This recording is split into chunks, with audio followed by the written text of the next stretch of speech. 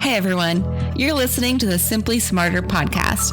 Our goal is to help families navigate some of the areas surrounding the college prep process, which includes providing college and ACT related advice, not just for students, but their families as well. This is my co-host, Caleb. Listen each week to find out how students can score better on college placement tests, learning techniques and methods that build confidence, beat test anxiety, and identify strengths within each student. Don't forget to stay in the know by subscribing to our podcast. Welcome back to the Simply Smarter podcast. I'm Jill, and here's my co-host, Caleb. How are you? Good. Yeah? We were just talking about the best and the worst Christmas music because it is December 1st. It is December 1st. The weather's been so crazy. It's nice and warm. It's gorgeous here. Tomorrow it's supposed to be like 74 degrees. Yeah. How is that happening? That should be a holiday in itself. Yeah, no kidding. I love it, but it does feel weird being in December and it's in the 70s. Yeah. Last year, my wife and I spent Christmas in Mexico, which is even more jealous. Weird, right? It's like 80s. Yeah, that is strange. Palm trees. Yeah. It was cool. Chips and salsa. Right. Yeah. Okay, well, that's one way to do it. I'm going to have to try that one year. I encourage everyone to try it at some point. Yes. Tropical Christmas. Yes. Or what would be weirder? I've been Thanksgiving or Christmas? Christmas was weirder. Okay. For sure. Yeah. From experience. Okay. I'll have to take your word for it. I trust you. Anyway. So what is the best Christmas song? Your favorite? My favorite? Yours personally. I know man. mine. I can tell you right now. I know you can tell me. What's yours? It's all Mariah Carey. All I want for Christmas is you. But Michael Bublé, I mean, he is the king of Christmas. I like some good Bublé. Yeah. Christmas music. I do too. I don't know if I have a favorite. You have to. That sounds like a threat. No, you have to. Rudolph the Red-Nosed Reindeer. Are you serious? As a kid, it was my favorite. Does that count? I suppose. That's still me. Okay. I was a child once. Well, fine. And yeah. Isn't that kind of weird? Yeah. We're adults now. We didn't know each other's children. Yeah. I don't know where I'm going with that. What about the worst? I can tell you right now, too. Wham. This Christmas. Oh, yeah. I don't like 80s music, so that's like straight up 80s. Every time it comes on, I think of working at Shopko, and it was on a loop, and I was just like, oh. Yeah, I would hear it like 5 times. Yeah. You know what my least favorite is? What? Mariah Carey. Stop. Whatever. Only sort of kidding. No. That's fair. Oh, so sad. And I love Mariah Carey. Man, I jammed to some Mariah Carey in middle school. Clearly. Oh. So good. Yeah. If there was some playing, I would sing along with it right now. I can put something on. No, it's good. We're good. Kelly Clarkson does really good Christmas music too. Really? Mm-hmm. Huh. Mm-hmm. I know Kelly Clarkson, but I don't know most of her music. You've met her? Are you like, you have her number? Basically. we hang out. Nice. Tell her I said hi. Yeah. Okay. Well, December 1st, right? We are talking about deadlines on this episode. Not shopping deadlines. No, application and college deadlines. I do have some of my shopping done already. You do? Just so you know. Good on you. Not your present, but that's fair. Close. No pineapple bubbly. That's what you're getting. That's the only thing I want. I'm gonna get like be surprised. Cases full. I'm hoping. And the watermelon bubbly. That's pretty good. Or coconut pineapple, if you can find it. Oh yeah, I only found it once this summer, and it was delightful. It was my favorite by far. Next level. Okay. Anyway, back to the deadlines. We're going to talk about what we can do this month and in January and in February. Now, most of them are kind of wrapping up in February. Yeah. So there's really not much you can do in February, but we're going to tell you what we can do this month to kind of get you on the course. Get ready. Yeah. And again, just a little review for if you haven't listened to our previous podcast about application deadlines and kind of what each of these deadlines actually mean. Most early action or early decision deadlines happened in November or today is the final day. Yikes. So if you haven't gone through the process, don't freak out, because every school is also going to have regular admission, or in the other case, a lot of schools, most schools work on a rolling admission. Which is basically you just apply and then you find out pretty quickly. And we have talked about those, like Caleb said, in other episodes. So just go back and take a look at those. So this is kind of crunch time. If you're a senior, man, I can't believe it. Congratulations. Yeah, first of all. But You've been through school in a pandemic. There are only 3 weeks in the semester. Yes.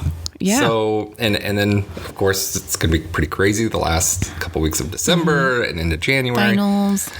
And then most deadlines are going to be around February 1st. So what can we do in December? Yeah. Get organized, right? Yeah, that is the biggest Step one. thing. I think that this is a very important first step. Some of you may have an idea of some colleges, but I think we need to firm up that list as soon as possible. Yeah. Right? If you've listened to us in the past, you know we are big planners and we want to make sure we have a game plan for every step along the way. But right now, your game plan in this short time frame is to set a plan, right? Like get a school list, start thinking about it. If you haven't visited any schools, maybe try to get out and even if it's a local school that isn't exactly where you're going to go, like get a feel for what a small campus feels like in a larger campus, because that'll help guide you a little bit more down the road. Right. And each school is going to have different deadlines. Oh, for sure. Take a minute and research each school to figure out what those deadlines are, because they may be different. Like today, take an hour, build out an hour, sit down with a parent and the student, and make sure that you are going through and you, again, maybe you have 5 schools on your list right now, but you need to know their deadlines. Maybe they're rolling admission. Maybe it's like KU. And guess what? They don't have a super firm deadline other than for scholarships, or maybe it's not until the spring, but know those dates. Yeah. And if you need help, ask for help. Yeah. Ask a parent, ask an older sibling, ask a friend, ask a school counselor. Right. Like, call us. They're people. There are people. You don't have to do it by yourself. If you're confused, if you're overwhelmed, that's totally rational. Just give us a call. Yep. Ask for help.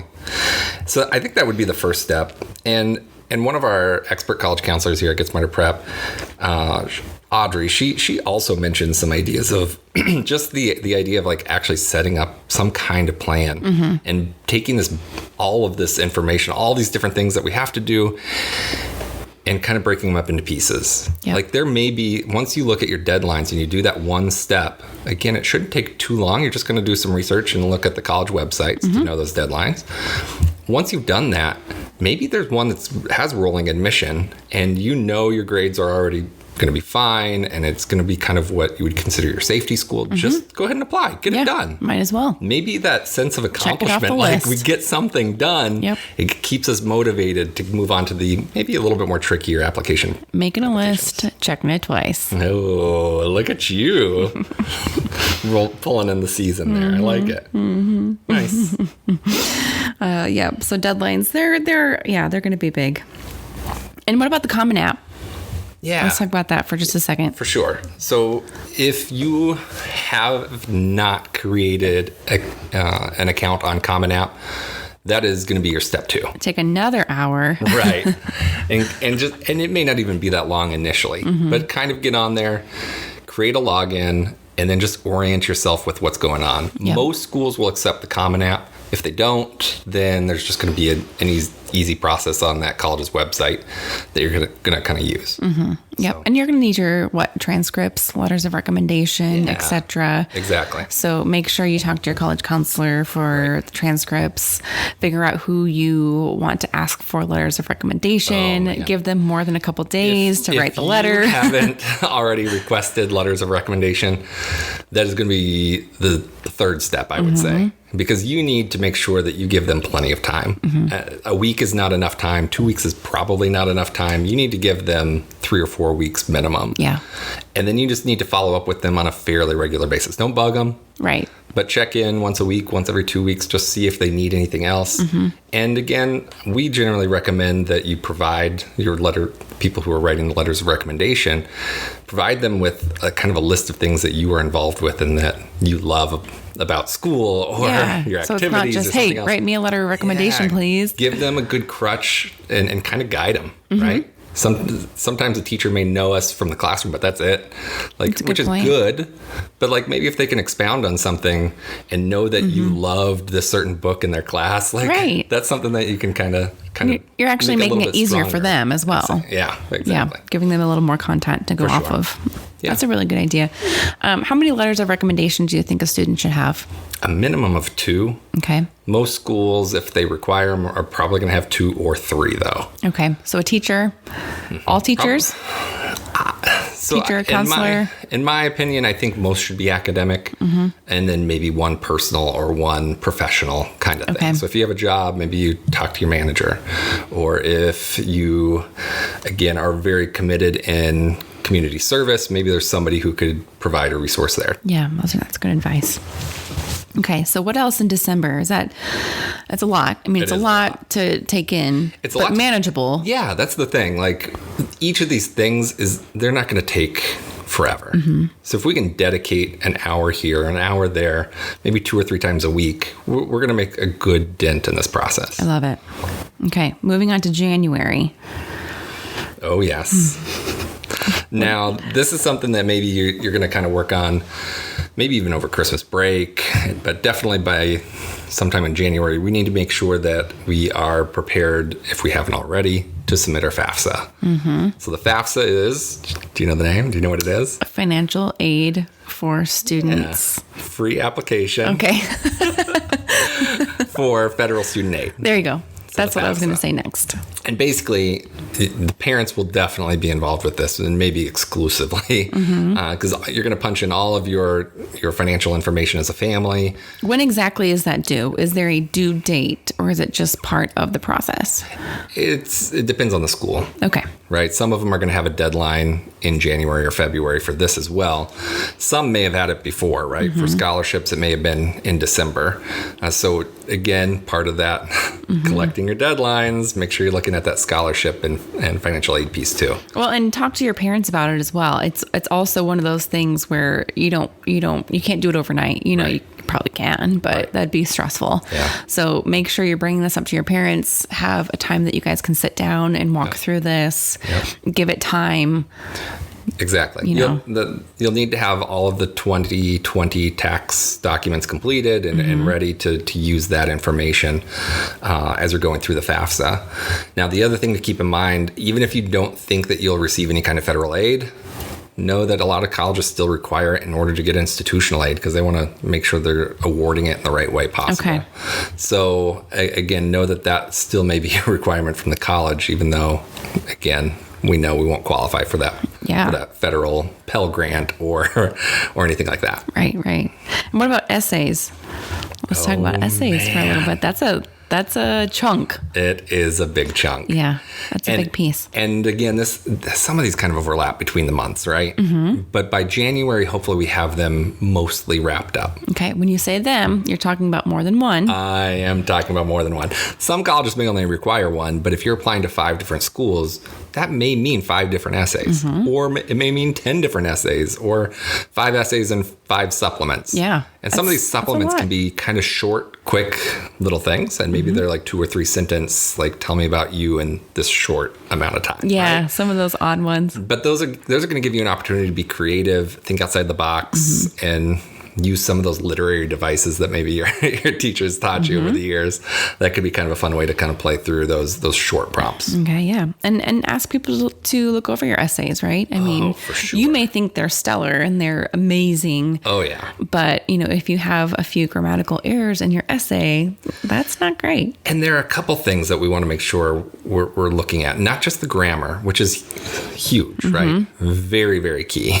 Again, one grammatical error could cost you that admission over somebody else who has that great essay, right?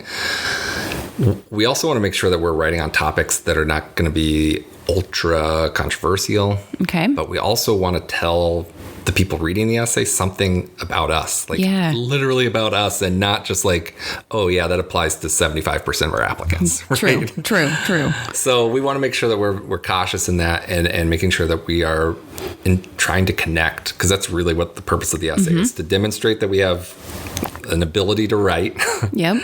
And also to convey, like, why do we want to attend the school, and why are we going to be valuable at your college? And it can be quirky. I mean, the topic can be odd and unusual if it's well written and interesting. I think that isn't interesting what they're looking for, right? Like something different, set apart. And I read an essay by one of our past students last night, and because he just wanted another set of eyes, so I provided that. Yep. And his was about how he has dedicated himself to gaming and spends a ton of time. And normally I would not recommend this, but he is actually ranked in the top 5 in the world in this particular game. That's awesome. And he tied it very well to like how his commitment to that has helped him learn to have commitment to school and to others and to doing what he says. And he's learned how to kind of budget his own money, because in the game there's a component of like kind of making sure you're using your coins as strategically as possible. And so he tied it all together, like how it's helped form him, help him become a better person. I bet his mom and dad, when he started gaming, were like, no, this is not going to get you anywhere. Go play outside. Read a book.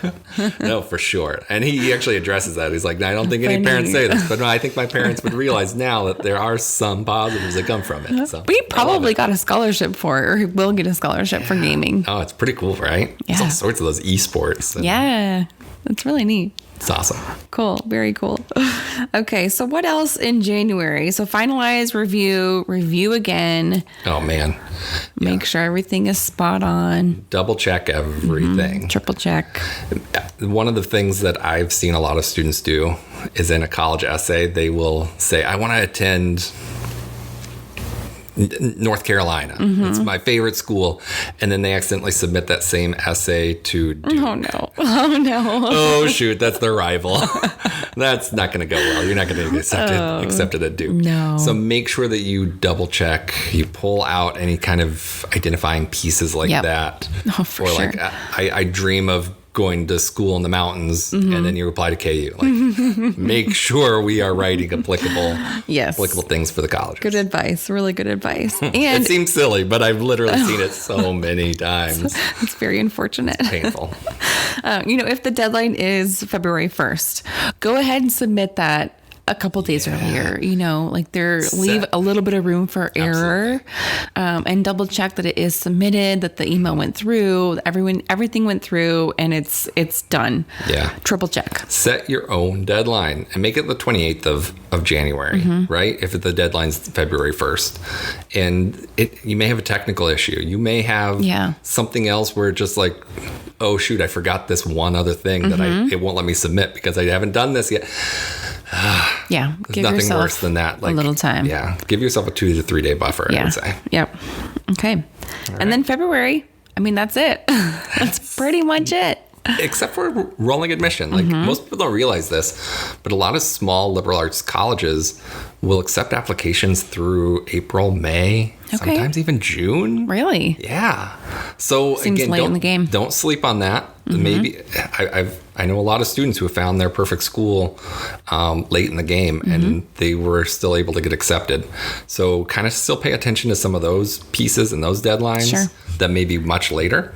And also keep in mind, it may not be too late for taking the ACT one more time. Once you find a school that you love and you've checked it out, you're planning on going there, there's things called residual ACTs that most colleges offer. And you can actually take the test at that college. It's only good for that one school. But if you get another point, maybe you get another $3,000 or whatever it may be. Like, for sure. Yes, please. And that's kind of going back to December when you're creating that firm college list and doing that research piece. Yeah. So when you're doing the research, make a list for every school. And that's really going to come in handy. Yep, absolutely. So, anything else? I think that's a lot. It I is don't want a to lot. overwhelm everybody. I know is. if we're at this point and we haven't started, we're probably feeling overwhelmed. So hopefully some of these tips will help get you kind of on track and know that you're definitely not alone. Trust me, you're not. Okay. Just one bite at a time. One step at a time. Very good. Very good. Speaking of one step at a time, how was your shopping list for Christmas? Oh, shoot. I mean, I don't do a lot of shopping, and True. I got Molly's is done. Oh, perfect. I know. Yeah. I have nothing for my husband Oh, shoot. yet. Do you have an idea? No. Pineapple bubbly? Yes, actually. Yeah, no, I've got most everything else done, but yeah, I have a friend who is always done like before Thanksgiving. Before Thanksgiving, she kind of just bonkers. purchases throughout the year. And she knows, like, oh, this is cool. I'm sure my friend would like this, or my daughter would like this, or my husband would like this, or my grandma would like this. And so she picks it up throughout the year, which is smart. That makes sense. Yeah, totally makes sense. I find that I kind of do that too, but I just don't wait until Christmas. I just give that thing to them at some random It's just time. a Tuesday afternoon present. Exactly. Okay.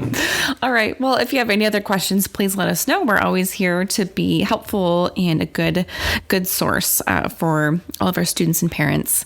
Again, go back through all of our different podcast episodes. If you have any questions or are really confused about deadlines, we can go through there, or just shoot us an email. And I have a great idea. If you have listened to this and it's been useful, or maybe you listen to it and you're at this point and you've already gone through all of this and you're done. You know what? I know what you could do with your free time. Yes. You could watch the wonderful Tamara Day Oh. on either Discovery Plus or on HGTV. Yes. Right? Magnolia Network. Yes. Correct. All of That's those another. spots. Yes. Yeah, because we're excited that we're getting to work with her and her family. We are. And anything we can do to support her and her endeavors and her new shop in Prairie Village. Yes, Growing awesome. Days. I was in there a few weeks ago. I had to stop at a high school, and it wasn't very far from the high school, so I popped in, and so cute. They had all of their Christmas decorations up, and it was so wonderful. There was like 10 things that I wanted to buy. Love it. For all my friends and relatives, and so it was really exciting. Yeah, we were so happy and just pleased to be working with her and her sons. Great location for maybe some Christmas gifts even. Absolutely. Love it. Absolutely. Nice. All right. Everyone, have a great week. Thanks. And we'll talk to you later. All right. Bye-bye. Bye.